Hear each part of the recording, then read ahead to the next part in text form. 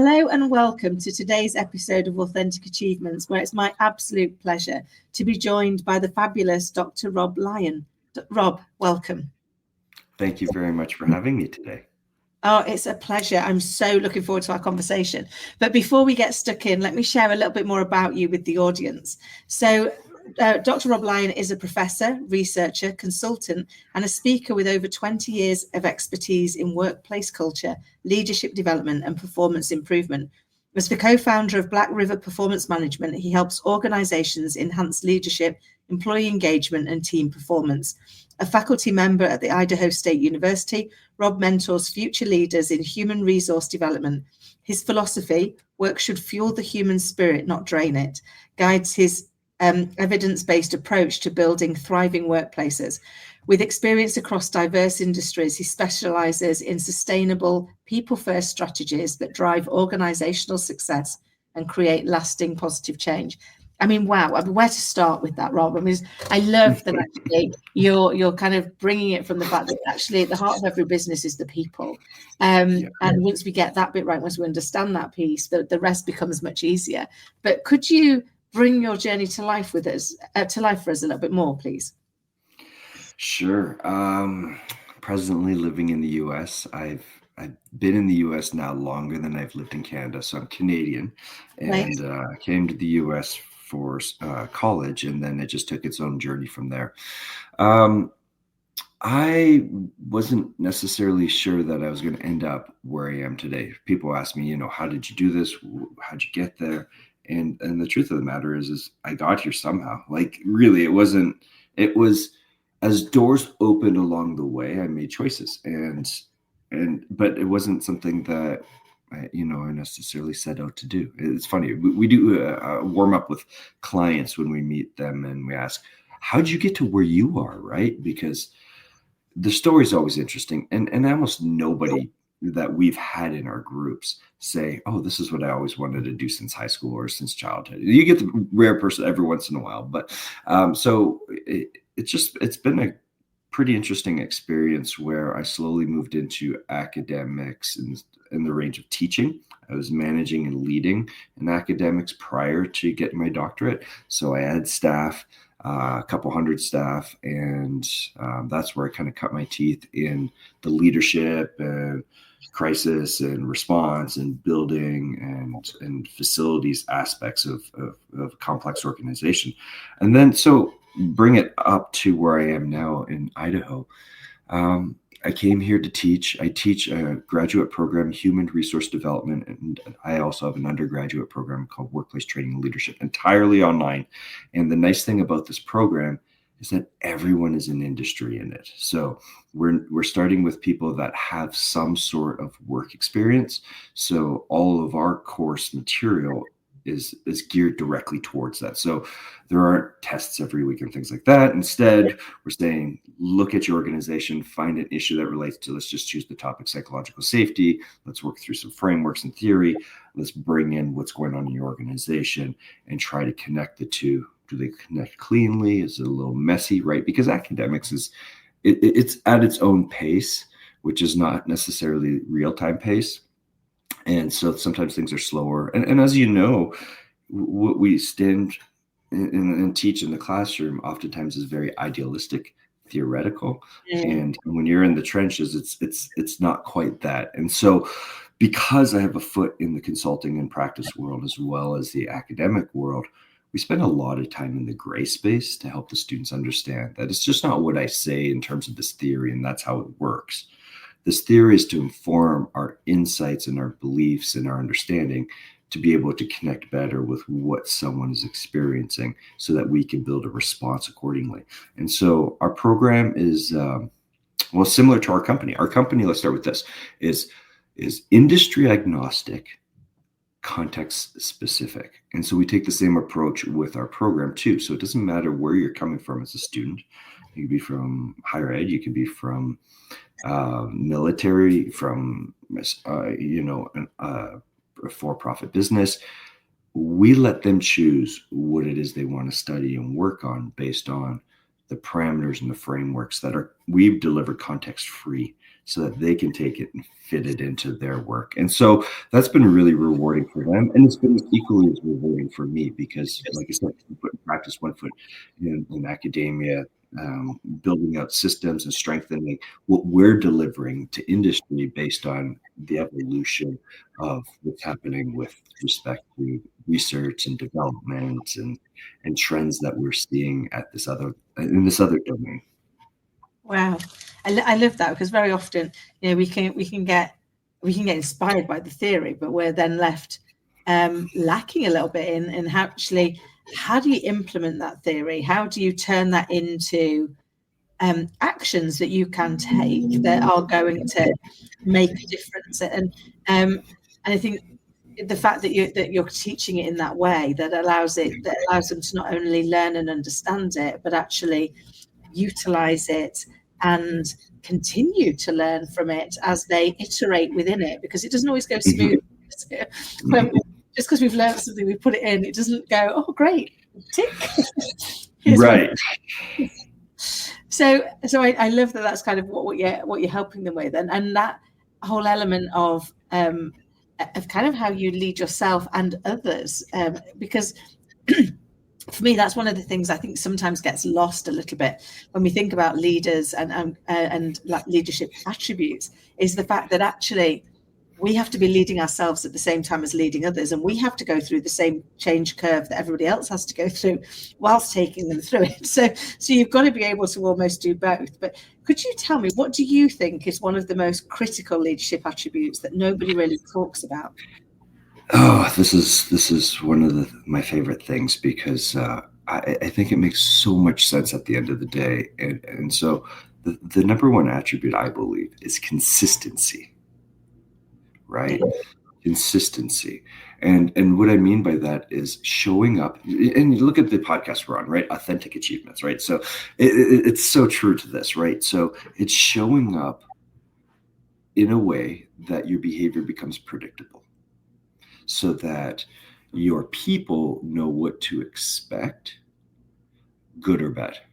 And it doesn't mean that you're always happy. It doesn't mean that you're always mad or whatever. It's, and when I think of the term authentic, I think of authentic in a way that has some grace to it, not this is who I am, this is my personality, and you just need to deal with it, right? Yeah. And we run into that at times too.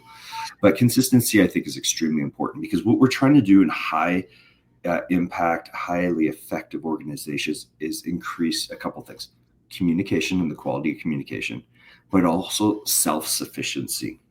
Yeah. And so, just as you mentioned, it's really helpful for that leader to have a sense of self-leadership. We want people to become more reflective in their roles and navigate the space. But oftentimes we have to confide in someone else, or we have to deliver information to someone else. And the more consistent that other person is, the more empowered I feel to deliver maybe some bad news, right? So we know that one of the main deficiencies in organizations is having difficult conversations, accountability conversations. We see it all the time. Well, if we already know that people are less inclined to talk about things that make them uncomfortable, what does that mean about an employee making a mistake, and potentially a big mistake, and feeling comfortable to confide and share and admit their errors to their supervisor, right? And so this is part of the reason I think consistency is so powerful, is that if I know, and it's also buffered by culture, right? So if you have a high quality culture, I call culture kind of the grease to the gears.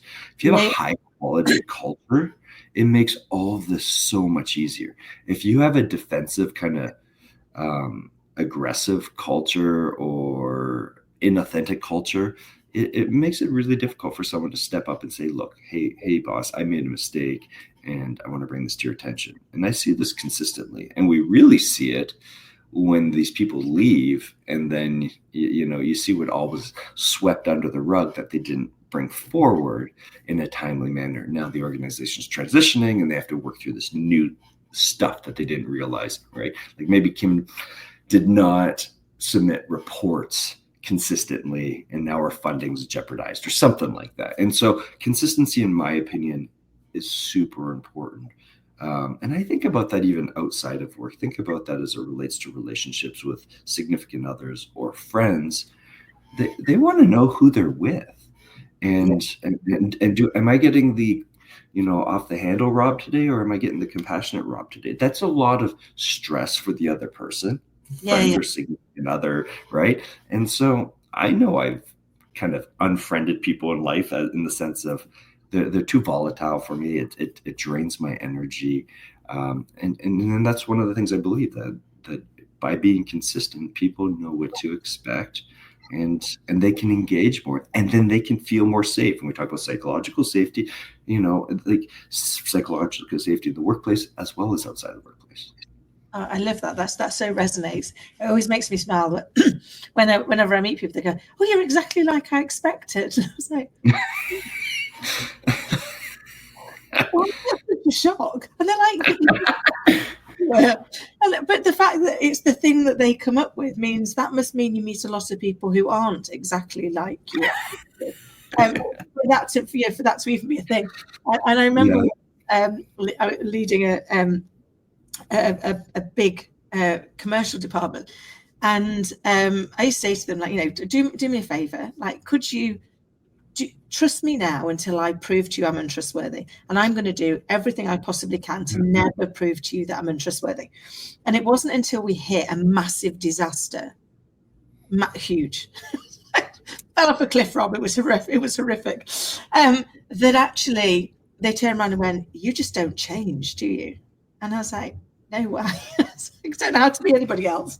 This is the only me I've learned how to be." It's like, so I have to, and they were like, "Oh, now we get it. We just thought, well, she's like that. She's like, she's calm and she's happy because things are going well." They said, "But even when things were going badly, you were still calm and you were still, you still found the positives in things." And it's like, right. But I think it made me open my eyes to the fact that that's not everybody. To your point, both in work and outside of work, we can almost hold our breath to be what version the person is going to turn up today, and that is really draining. And that really pulls on a culture, doesn't it? I mean, obviously outside of work it's in our social culture that we're building, but within work, it can have a huge ripple impact. So how do you develop those self-leading cultures so that people, not just the leader, but the people in the team can also show up consistently? Because it's not always just the leader that's not consistent, is it?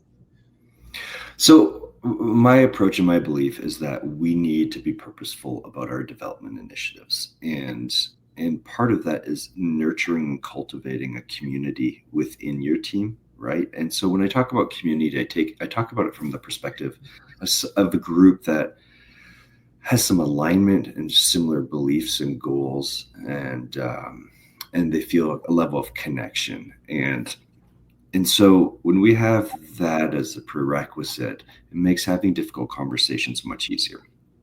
But people are not necessarily inclined to have difficult conversations. And so what we have to do is help people through that process of identifying where their strengths, where their weaknesses are in terms of their self-awareness. And really, ultimately, what it gets to is cultivating this awareness of self, right? So the more self-aware I become and the more accurate I become at that self-awareness, the Yeah, more I understand myself as I relate to others. And in most organizations, all the ones we work with, people aren't coming in this way. You might have a few people here and there that are like that, and they can navigate on their own. But for the most part, people are coming from a variety of different walks of lives, and they're at that job for a variety of different reasons. And it requires us to slow down, put the work aside every once in a while, and work on this group, this community, as well as the projects at hand. And organizational performance and culture development or human flourishing, they're not in a situation where you have to prioritize one over the other. There's a nice balance that can be found between the two. And as you mentioned earlier when we were chatting, when you do that work, when you invest in the people, when you support them, when you get to understand yourself even better, yeah, that other stuff becomes so much easier to manage because the quality of our rapport is enhanced. And then from there, we could do a lot of different things with this. I love that. It's almost like giving, one of the things I always think that we need to do more of is give our people permission to be part of the solution, so that we invite them in, and allow them to say, your ideas are equally valid. Your thoughts and opinions are equally great. And if we can do it together, then we're going to get there faster, and with more fun. So, yes, I think sometimes there's that element of going, heaven forbid, we mention that work can be fun. We don't take I it sure hope it is. Yeah, so we can't, still be serious about what we're doing, but we can make it enjoyable along the way, can't we?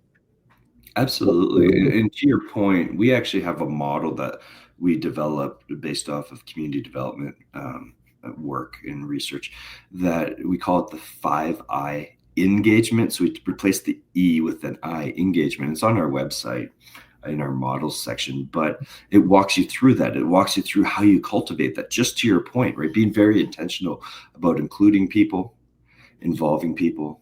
When that happens, people start to show initiative. When that happens, they become influential over others. And then eventually it moves into a sense of shared identity, or they begin to identify with the movement, the cause, the team, the work at hand. And when we're in that space, like you were saying, buy-in occurs. And that's where that influence and accountability of others really happens. But it also, the quality of the communication at that point is enhanced. People are more likely to hold each other accountable as opposed to the leader, right? So leadership power is interesting, right? Because they have certain role power. But what we know and we see consistently is people at the same rank that are peers have greater influence over each other. People have a greater level of accountability to that peer pressure element. And so when we're doing the right things with our organization, leaders can lead instead of manage and just resolve issues at this real local level. So when we're doing the right things, leaders can look ahead and figure out where they're going. They're the captains of the ship. And then the people in many instances are having those difficult conversations, are holding each other accountable. They're troubleshooting themselves, and they're not even involving the leader until they absolutely have to. And this is what our goal is when we're talking about being consistent, having high quality conversations. None of this is possible if we don't have a sense of who we are as it relates to each other. I love that. It's taken me right back to nearly 30 years ago when I was running a call center team, and they they would spend all their time trying not to be on the phone and trying to get off, until I took them to one side, the whole team to one side, and I said, can I just ask you, when you all get off and you try and not be on the phone? And they went, yeah. I said, do you think you're bothering me? They were like, well, yeah. I said, brilliant.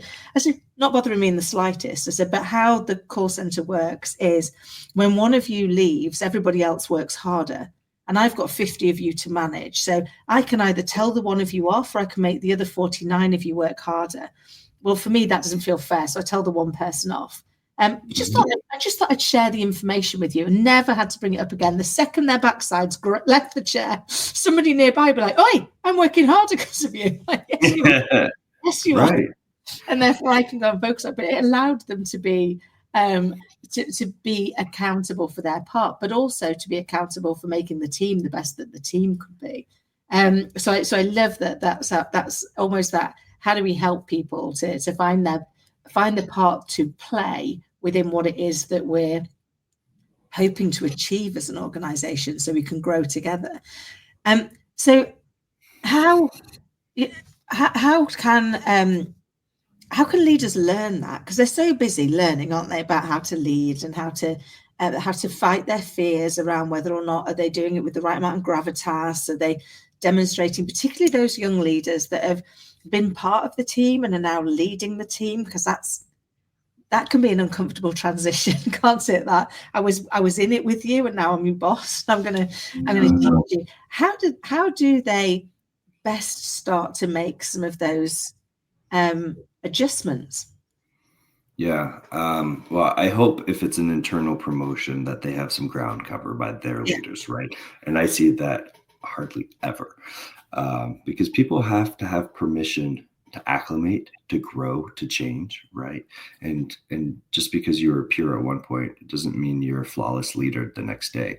Yeah. And there's a lot of criticism around there. Leadership is a journey, and it's tough, right? What's the best thing for us to do to develop and cultivate leaders? It's a lot easier to do it from like an external, working with a team, even if I'm an internal consultant or even a leader helping those. We need to create opportunities for them to become reflective, to look at what they've done, where they're going. We need mentorship. We need strong supervision, like a story that I've shared in the past with others. No one ever taught me how to do annual reviews. So I really made a mess out of the first series I've ever done. And that's just a really transactional routine function. Unfortunately, it's only routine once a year, essentially. Yeah. But but leaders of leaders need to understand that they need to cultivate the grounds before they put these seeds in order for them to grow. And that means making sure that they have the information they need to be successful, recognizing that a person doesn't know what a person doesn't know. So having frequent one-on-ones early on to build confidence, to build rapport, for that person that is supervising that leader, once again, to be able to see ahead a little bit, to figure out, what was I doing when I was 25 years old trying to lead something for the first time? I was distracted by this, or this was what was going through me. It's probably likely that this person has some of those issues and then fears on top of it. And so what we need to not do is just give them their new name badge and their keys to their new office and say, "You got this. I believe in you." It's the worst approach ever, because it just sets them up for failure. Because to your point, we don't have, like, we prioritize education for, our craft, whether it's an engineer, marketer, whatever. We have this education requirement to do this position. For most leadership roles, there's not a leadership requirement. Yeah. And for most leaders that are going through the systems, what people are evaluating is their increasing titles of leadership as opposed to competency, qualifications, things like that. And so we kind of deprioritize it in many instances. So this is more from the leadership down to that leader to help cultivate that. But from the new leader themselves, the goal is that self-leadership perspective. The goal is, to recognize that you haven't arrived. This is a step in a huge staircase of opportunities, right? And what the best thing you could do is perhaps slow down and listen to people, build relationships first, but simultaneously taking time to work on yourself, whether that's reading books, attending class, podcasts. There's so many like yours, so many great podcasts out there that help people make sense of things. But I warn you, just because you're doing the work doesn't mean you've arrived, right? And that is where my biggest concern is with leaders. It's one of the things I'm wrestling with right now on a new research project is, why is it that so many people believe that they're such great leaders? And they might be very well read, but they're actually, the transfer is not occurring from the learning to the actual implementation, right? And it's interesting, you spend a lot of time on LinkedIn and you see all these things about psychological safety and engagement and all these concepts that people are talking about. And some of those people are my clients out there that I know have no idea how to take what they're promoting and apply it. They're great people, well-intentioned. So it makes me think, what is going on in this person's head? And I'm not trying to be critical, but how do we make inroads better in these circumstances to help them be more successful? And so part of that is a level of humility. A level of humility I think most of us do not possess when we're 20 something, right? And because we've been raised, and maybe this generation coming up now, maybe my voice will be different. But when we were raised, it was, don't be vulnerable. Vulnerability is a sign of weakness, and you come in really posturing and I'm in command. I got to, because no one actually integrates that well for people, in my opinion. And, even onboarding new leaders, we're not setting the stage. I work with organizations all over the world, and there's so few conversations in the onboarding stage with really high level leaders that they're not aligning them with what ultimately needs to be done from that role as it Yeah. relates to the organization. And they're saying, well, you know, they're the expert. They were the VP there, so they're going to be great here, and they can figure out what they want to do with this team. And I said, like, yeah, there's a truth to that. That yeah, it's their team. They get to maneuver it, but what's the mission and the ambition of this division that they're running as it relates to the ambitions of the organization? And every division is crucial. So there's a need for the next level up executive leadership team to really clarify what that vision and role is, especially in the interviewing process, so that people understand what they're getting themselves into. They might end up in a place, and I've seen this, they end up in a place that they're not wanting to be. So they just focus on the things they want to focus on. Yeah. And because organizations aren't good with difficult conversation and accountability in many instances, those people just, you know, they flounder. They're not really impactful in their role. And so the organization's not moving forward because that division is not hitting its marks. That so resonates with so many clients that I work with as well, where you're like, you've got to, you know, a big part when we're recruiting people is spending as much time selling them on the company and the vision and what we want from that area as it is on them selling me as to why are they going to be a good fit for it. Because if you don't get both sides of that puzzle, it won't work, or at least it won't work consistently. It'll work by fluke because you'll have somebody go, oh, actually they were a good fit. But if you don't put that effort in, it can cause that disconnect, can't it? There's so many things that I'd like to chat to you about. I can't believe how much time's already gone, Dr. Rob. We're nearly out of time, and we've literally scratched the surface. So could I ask, if you had to go back and give your younger self a piece of advice, what would it be? That's such a good question and a tough question, right? What would I actually, you know, advice relates to change. So what would I actually change as I think about in my life? And granted, I made some bad decisions in my life, but many of those, like I was mentioning the performance evaluation process. My first experience really messing something up was a performance review with a staff member. And there's a variety of reasons for that, one of which I wasn't raised in an environment where I had difficult conversations frequently. We avoided those in my household. But also, as I mentioned, I didn't have leadership to actually prepare me for that experience. So I really made a mess out of that. Would I change that? Actually, no, because that changed so much in my life because I had so much kind of embarrassment and almost sorrow because of what I did to the other person. So quick, if I have a moment, basically what happened is the end of the year, I have to do an annual evaluation. And this was actually May. And if you think about the annual evaluation, typically, you know, there's meets expectations or satisfactory, and then exceeds and does not meet, stuff like that. So a woman comes into my office, and I slide her over her evaluation, and it stated exceeds, does not meet, exceeds. And she says, Rob, what's this about? And I said, well, back in October, remember, this is May. Back in October, you made a mistake on this, and you've never done it right since. And she was so angry, and I don't blame her one bit. And you know, it just went from there, and just wasn't a good experience, and we wrapped it up. But what I did was I did that disservice to her, that how would she ever know to change if I never mentioned it? And what I'm referring to here is my non-confrontational fabric that was really essence of me.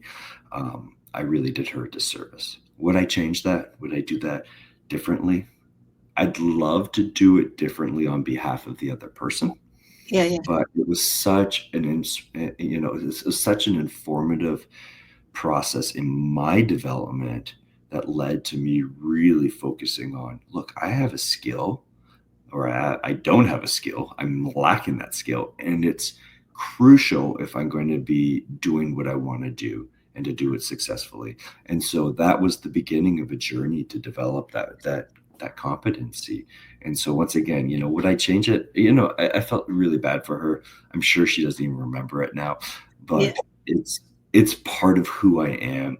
And I share this frequently with my people I work with so that they know that I've made so many mistakes and I've come out the other end okay. And so that's kind of my non-answer, I guess, for you. No, I love the answer, because I guess it brings me to mind of a kind of quote that I use for myself all of the time, which is, it's not the mistake that defines us, it's what we do with the mistake. And I guess for me, that was my piece of advice to my younger self, was don't let the mistake define you. It's what you do with the mistake. It's the fact that you learn from it. It's the fact that you evolve. That's the important piece, because if you just stay stuck with the mistake, you've missed the lesson. It's like you've missed the opportunity to grow and to evolve. And you've got to be present to it, haven't you? Yeah, and that's such a great example. Your answer was way better than my answer as it relates to what young or new leaders need. That's exactly it, right? You put it so well, and it's so true. Bless you. Thank you. Rob, I genuinely can't believe how fast this has gone. Can you share with the audience who you help and how they can get in touch with you? Sure. As I mentioned earlier, our organization helps all sorts of groups. We're industry agnostic, context specific. So that means we've worked with manufacturing, drug and ag, natural resources, hospital, healthcare, finance companies, nonprofits, startups, tech, all these different industries, because they all have one thing in common: people. And people are the major pieces of process deficiencies, right? And performance deficiencies. And so by focusing on human behavior and understanding that, we can add value into those experiences. And so, yeah, if you ever want to reach out, I can be found on LinkedIn. So just look for me, ROB space LION, Rob, on LinkedIn. And then if you want to learn more about our company, and then some of the pieces within it. So if you actually get to the profile, my profile in our company, this will be there. What we're doing right now will be there, but also a series of blog posts that I've written about communication, hiring, feedback, things like that, to try to really help people kind of integrate some real practical strategies and perspectives. And you can find that at, so our company's Black River Performance Management, but that's really long for a URL. So it's Black River, the letter P for performance, the letter M for management.com. So blackriverpm.com. And just reach out if you ever want to have a conversation. There's a place to sign up, complimentary intake conversations, things like that. And just, our objective and our motto is work should fuel the human spirit, not drain it. And so we're happy to be a resource for you. Amazing. And for anybody, if you didn't have time to write all of that down, all of the ways that you can contact Rob are in the show notes below. So if you didn't, just look below and you'll find everything you need to be able to connect with Rob and continue the conversation. Rob, it's been an absolute delight. Thank you so much for coming on and sharing your insight, your advice, and actionable things we can do to make things better for ourselves and our people. So thank you. Thank you for the opportunity. It's been a joy. And for everybody listening and watching, I hope you found it as insightful and inspiring as I have. And until next time, take care.